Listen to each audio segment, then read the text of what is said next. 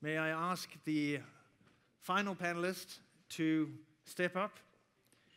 As we have been promising all day, the representatives from the service providers and from the research community will now be present here on stage. Free seating, take your choices. And let me introduce you to the audience. Closest to me, Steen Brødbæk from Semco Maritime, President, CEO. 1,900 employees? No. No? 1,400. Okay, see, there's a point. But we were that in 2014. Yes, point in question. Based in Esbjerg, the oil capital of Denmark, sorry. Previously with Arvid Nilsson and ABB, and a very active member of our business community here in Denmark, for those of you who don't know, member of the board of directors of the energy section of the Danish Federation of Industries. Please come closer. That looks odd. Mr. Hallundbæk, Jørgen Hallundbæk from Welltec, Chief Executive and Founder, a private company founded in 1994 that has introduced to the oil and gas industry several advanced technological solutions, reducing risks and enhancing recovery rate. Very active in several countries, this one, but perhaps even more so in other parts of the world, including the UK and Norway. And finally, most of you have heard of the institution that Bo Serup Simonsen runs, which is a novel institution in Denmark. It's about a year old. The Center for Oil and Gas at the Danish Technological University, financed by the oil and gas sector and the taxpayers, that is tasked with inventing new solutions, technological solutions that are applicable on the Danish shelf. I think we've heard already how a lot of people have hopes for not only technological solutions, but particularly the technological solutions coming out of your center, Mr. Serup Simonsen. So let me start with you. 35 people employed at the moment, perhaps growing. Are we too late? Your center is obviously a huge contribution to the technological hopes and solutions in the North Sea. But basically, is that too late? So your question is whether the center is too late? I think it's fair to say that R&D in this industry has been heavy, and a lot of funds have gone into R&D over many, many years. So it's not like R&D suddenly starts up. So I think my answer to your question is that the center has been set up with a very particular focus, with a very particular setup where urgency is on the top line, you can say, focus, and collaboration is actually what is going to characterize the center. So I don't think it's too late. I think it is set up to actually suit this urgency that the industry has at this moment. Well, one could turn it on its head, of course, and say, is it too little? Is it sufficient? I mean, we have heard of a magnitude of challenges in the North Sea, and despite the financing that your center has got from the industry, are you confident that new technology and increased investment by and corporation, etc., will help us or be sufficient to exploit the potentials in the North Sea? I'm absolutely confident that new technology has a lot to offer. I also know that the center, when you talk about the center and the 1 billion that has been donated to the center, that is just one element in a very large puzzle. So it's very important to use this resource very smart in that big picture. And that is very much about understanding the real challenges, making those challenges available to other parts of academia and to the suppliers, and then stimulating effective ways of collaborating to find the new solutions. I think that is the point. So it's not like it's 1 billion too little. In the big ocean, that is just a droplet, obviously. But if it's used well, then hopefully it can be used to stimulate innovation and bring forward new ideas. Mr. Hallenberg, you have been in the business of, let's say, convincing the industry to use new technology for many years now. Is the Danish operators, or the operators on the Danish shelf, I should say, are they sufficiently, say, eager to apply new technology now, looking at all the challenges we have been presented with today? In a sense, operators in this environment react very differently. Some operators cocoon, do nothing, look at very efficient sort of cost-cutting programs. Other operators are actually taking this as an opportunity to actually open their doors. What else can we do? Is there some way we can change our business models? Can we approach our reservoir drainage in a different way? And actually creating a more sort of collaborative environment with us as a service provider, where we have the opportunity to actually influence the way they're actually conducting their services. And maybe in the past, where the oil price was $100 a barrel, if you just did the same as you were doing yesterday, you'll get the same result. But today, with a lot of companies actually being cash flow negative, they actually are truly willing to listen to something they haven't done before. But there is a certain amount of conservatism, if I hear you correctly. And you say cocooning, people closing in on themselves, just trying to hunker down, and until things go over, the problems will disappear by themselves. Yeah, and it is probably part of the perception that the oil price is cyclic and it will be coming back really soon. But why have they been better at applying new technology in Norway?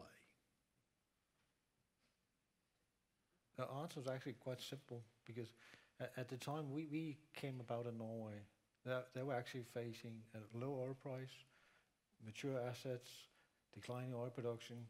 Something had to be done. They had infrastructure there. They could utilize better if they could reach further out, drill more extended reach, reduce existing well slots. Then that they could actually extract more oil. But back then they were looking at recovery factor of maybe getting close to 30%. Now they're well above 50%. And all that has happened because of technology approach. So it has been a necessity that's actually been driving them from a national perspective. The government of Norway looking at maturing fields, and what probably came as a bit of a surprise for them, that all these new discoveries actually suddenly appeared. So from a country that they perceived to be sitting on a mature and maturing fields, declining oil production, then this focus on new technologies, and then the sort of the added on new discoveries made all over the place. So it's a combination of things, and if you look back in time, it's typically when operators are pushed really hard, they're willing to look at new technologies. And then, when they're pushed very hard, Mr. Bolbæk, of course, they need the service providers more than ever, but then they've killed them. Yeah. Isn't it right? Correct, yeah. Yep. But you're still alive. Yeah. Yep. Why is that? Good question. I have somebody to back me up, short term at least. I think a colleague of mine in this industry a couple of weeks ago said that a very big one, service provider, said that he feels a little bit like the canary bird in the coal mines earlier. The first one that smells the gas dies first, and still the coal mine owner is sitting on top and waiting for the canary bird to come up, and the coal as well. I think we are facing, at least we have cut around 25% of the employees in our group over the last 12 months. We have stopped all salary increases. We are going deep into to the core of our resources. But you say you cut 25% of your staff. Correct. Now, the British oil sector, the producers have cut their cost by 20%. So who's hurting the most? Well, they cut the costs over there. Well, in UK, they cut the cost in the way we cooperate from our business over there. They have actually done in a way where they have stopped part of their activities, and they have gone into a dialogue on how can we do things differently. And by that, even we still have the same amount of people in UK as we had 12 months ago. So you're saying that the operators on the Danish part of the shelf are doing this differently and less creatively? I would say so, yes. And what are they doing wrong? Well, I think what we have to do, it's a little bit, I'm very happy to see the McKinsey diagram up there, because now I suddenly understand what's happening. In 2008, we saw the big drop and then going up again, so we got a lot of slashes, but we went up again. Here we see the long-term squeezing on what's happening. And I think we need to turn, we've been in this industry for many years, and we need to change the way of collaboration and the way the supply chain works. We've seen other industries which have been on a near-death experience where it's actually changed the way of doing things. And I think we all have to, from the supplier side and from the operator side, have to look in the market differently. Let me give you an example. It's quite interesting to take that the dialogue today has been more on where will the oil price be in 2020 instead of being where will the cost be for a similar activity in 2020. So if we turn around our mindset and saying, if, as I know that you will do in your center, for example, on what will it cost to bring a wellhead or well online, if we know that today costs X, how to ensure that it costs X minus 20% in 2020? Because if we do that and do it in a way where we're trying to team up in the way we do things and stop doing everything by ourselves, I think we will have a much better cost picture going forward. I'm going to ask the chairman of our company here to reply to this in a moment, if you will. And meanwhile, I'll ask you. You spent many years in the oil business, or with one of the great companies with Maersk. I know you were not particularly in the oil business, but you know the company very well. You know the industry very well now from your position, your present position. The conservatism that was alluded to before, is that worse, or does it disappear in bad times? That, I think, is a very good question. That's the standard answer now. But that actually, it's a little bit of both. But generally, I would say on the technology side, what I have seen is that it creates a sense of urgency, and it creates a willingness to change. And what we saw in the shipping business was, for example, that in 2009, when the crisis hit, there was a tremendous amount of innovation, actually, and a lot of innovation through the supply chain, which meant for the shipping at the time, cost and fuel was a big thing. Efficiencies came up a lot during that time, actually. So I think that was a very interesting learning crisis, and then a lot of innovation actually took place. Can we have a and can I just say a little more? To the center, I think we're seeing completely the opposite to cocooning, because the whole idea of the center is to set aside a resource that will work directly with the operators to understand the real challenges and the real opportunities, and then turn around and open this up towards the whole world of academia and all the suppliers who want to play with us. So that is really actually exactly the opposite of cocooning, which of course I think is extremely interesting as a big experiment as to whether this industry can do open innovation on a very large scale. Mr. Chairman, you have a microphone, please. I do, and I'll hang on to this for a little while. It's a great opportunity. No, I think it's a good discussion, but a little bit addressing what was said around from Semco, from around the savings and the cost savings in your part of our industry. I think it's interesting to note, though, that we have cost reductions inside our companies, the operators, at levels comparable to yours. We've also, and we happen to be also engaged, and I have intimate knowledge of our UK business as well. And I think it's fair to say that the UK suppliers have been able to reduce their costs equivalent to what you are talking about here. So for me, that just leaves a big question mark as whether you are suggesting that we actually have incremental opportunities to get another 30% out of the supply chain by better collaboration. Because I think what we've done so far is cut and cut deep, but we've not cut any bone yet, I don't think. Thank you very much. It's your turn. Definitely. And I think we also come up with various proposals and actually shown that we're able to take productivity out of the equation. And the only way we do it is to do it differently compared to what we've done in the last 20 years. So definitely, we have much more to go from here.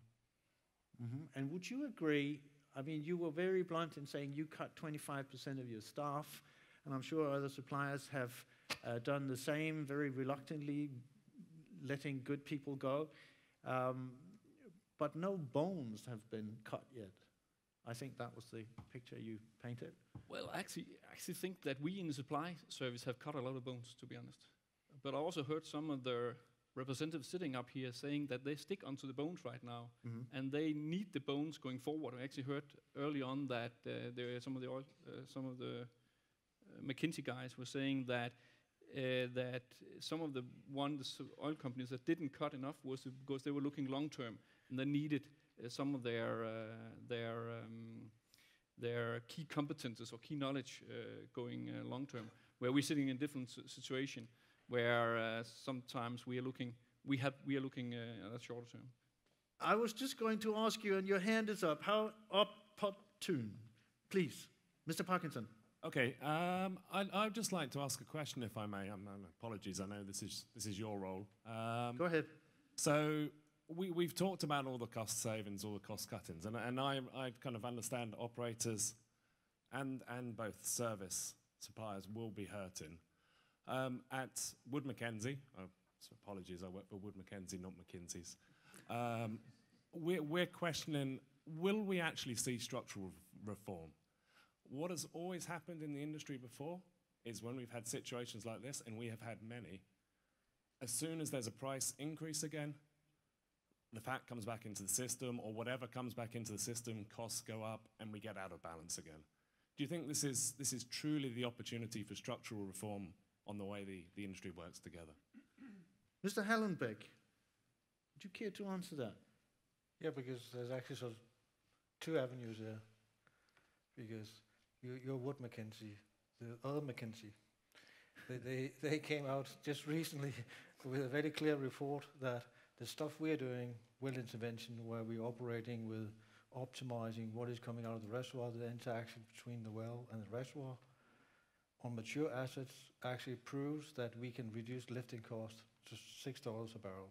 They made a huge sort of investigation on it. I know it's taken them years and years, and that's the sad thing about sort of consultancies, is that they only look at history, and things have to be something that has been visible for years and years. And you're looking at 30%, 20% cost cutting, but actually changing technology can change the game utterly and completely. So now you're looking at, instead of producing at 40 to 60 barrels a day a barrel, you're actually producing at $6 a barrel.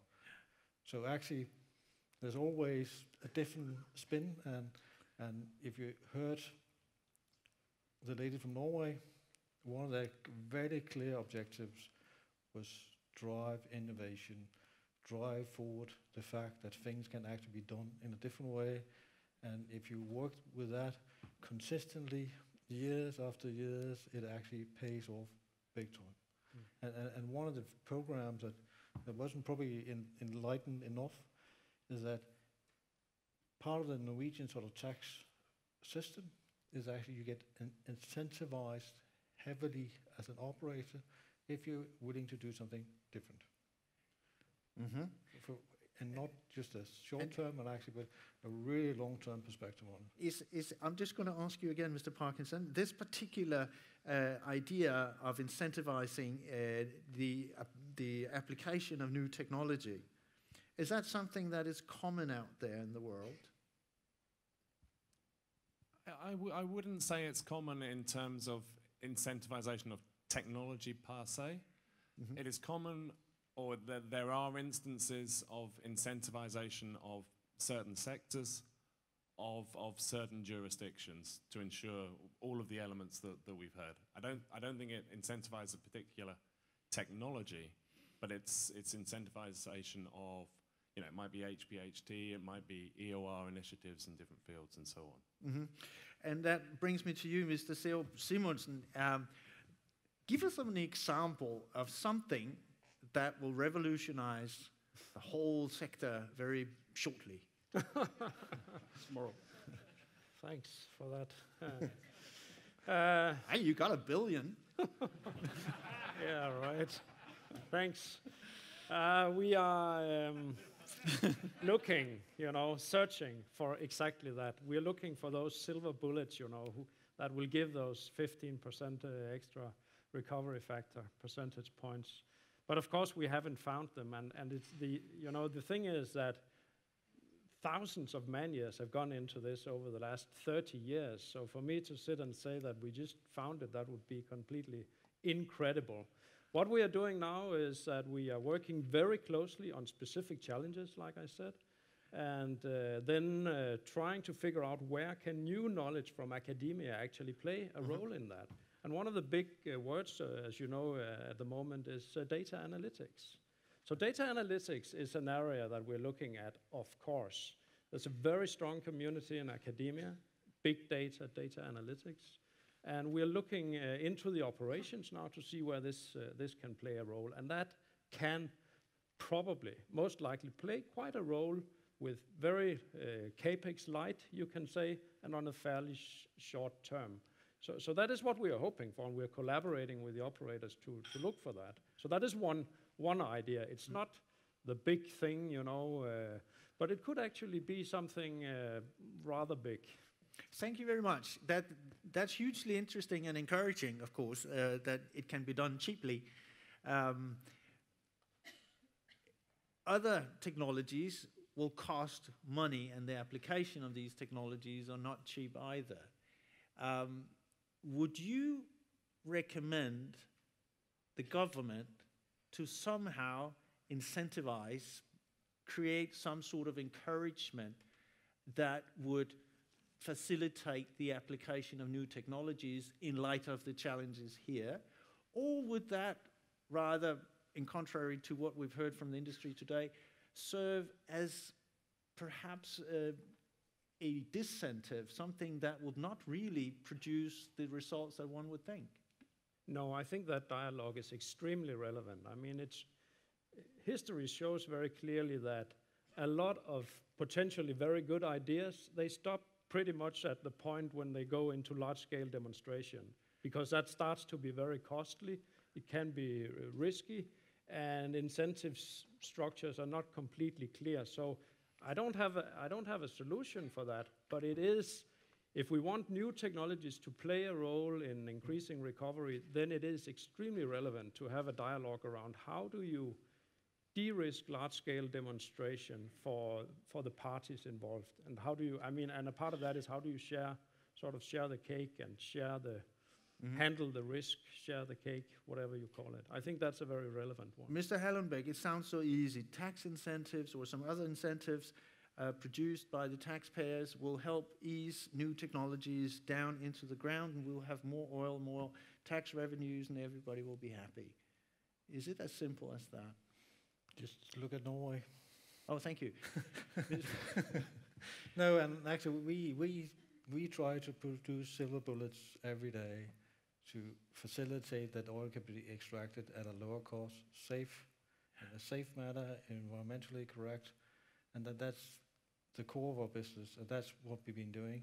And of course, technology adaptation is our issue, because programs are written. The oil industry is very much like if you buy IBM, you haven't done anything wrong, you can't be blamed for that.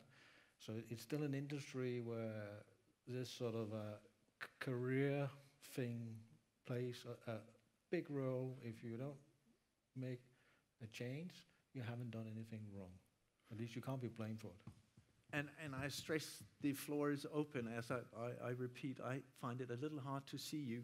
There is a gentleman there who would like the microphone. And in the meanwhile, I got a question for you. No, let the gentleman speak.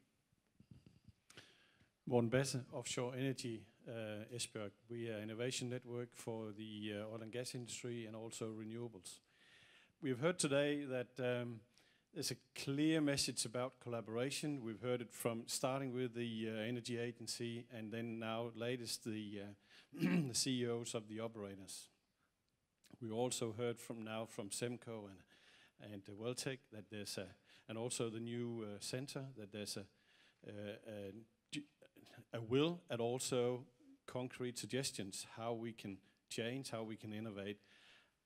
And there's a missing link, because now we have the statement from the CEOs, this is what we're going to do, and we collaborate. The service suppliers, the service companies saying we are ready, we are presenting new suggestions, new innovations, and then nothing happens. Or certainly the collaborative speed of change is not as fast as we want it to be. So what is happening in between?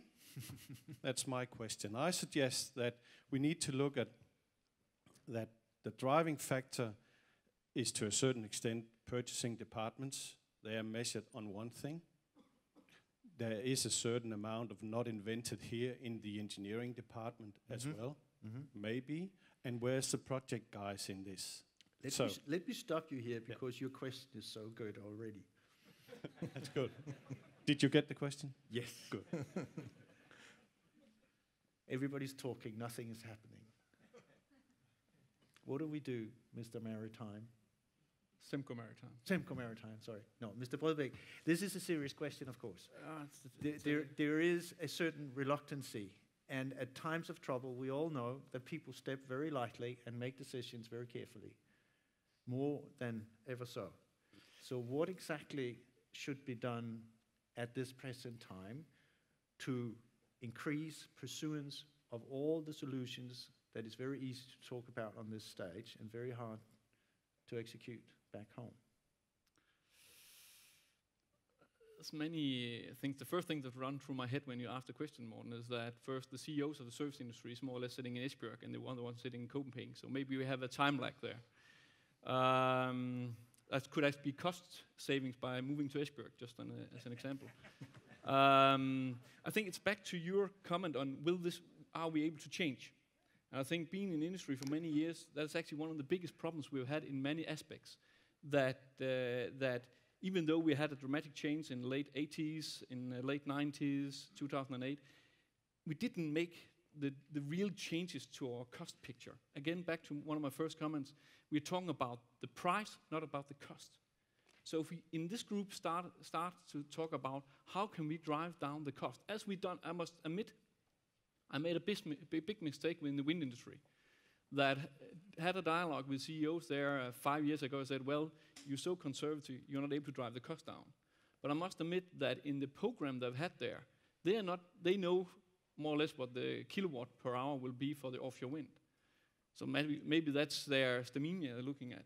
But they have actually been able to drive costs both on the turbine blades, on the installation, and now we're looking at on the wind farms as well. And there we have a true open book collaboration on how do we do that. And let's say not invented here will be thrown out, and we're looking closer to that. It could be that you did this before, but somebody else have to do it because they have greater skills in doing this. So much more openness. And I think if we want to change, and that's back to the guy from the UK oil and gas, said that we need to accept where we are right now. And if we want to change from that, we also need to change in the way we work going forward. Thank you. And thank you for the wonderful question, which is a perfect way to ask the two last in line here to give us your final views on how to execute all the wonderful ideas and suggestions that have been made up here. Mr. Hellenbæk. I'll come a very concrete example. What about a large-scale test on the Danish sector where we increase oil recovery factors? It probably has to be supported by the Danish government, but I'm sure that we can provide analytic data, analyze it, make sure that this could be a true pilot on how to show that even what we perceive to be a difficult geology, we can even extract twice as much oil out of it. Very concrete suggestion. Who should take it on from here? Who's the first mover on this particular project you just invented? We're ready. You're ready. Thank you very much. Mr. Seop Simonsen, you get to finish. Thank you very much. I think your question is spot on compared to our whole objective and way of working. This is exactly what we are trying to do. It wasn't mine. No, okay, but thank you then. And what we are doing very concretely is that we're taking an outset in existing data, ideas, development plans from the North Sea, identifying opportunities and challenges in there, and it's very specific. It's down to specific fields, specific geological formations and so on, specific infrastructure parts. Turning that into, you can say, challenges to the suppliers, to academia. And right now we're working on the Kraka field to make it very specific. So this is an invitation to anybody who would like to join in and share their ideas and eventually share resources in bringing out new solutions. This is what we're going to do.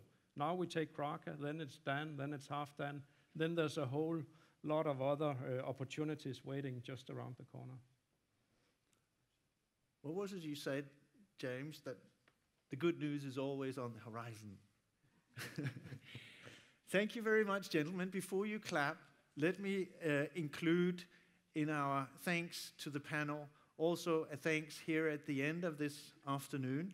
The wonderful people who have provided the technology for this particular session, the sound people, all the people who have cooked and boiled coffee and whatnot for us for today. So thank you, everybody involved, and help me thank at this moment the panel here, the three gentlemen. Thank you very much for being here.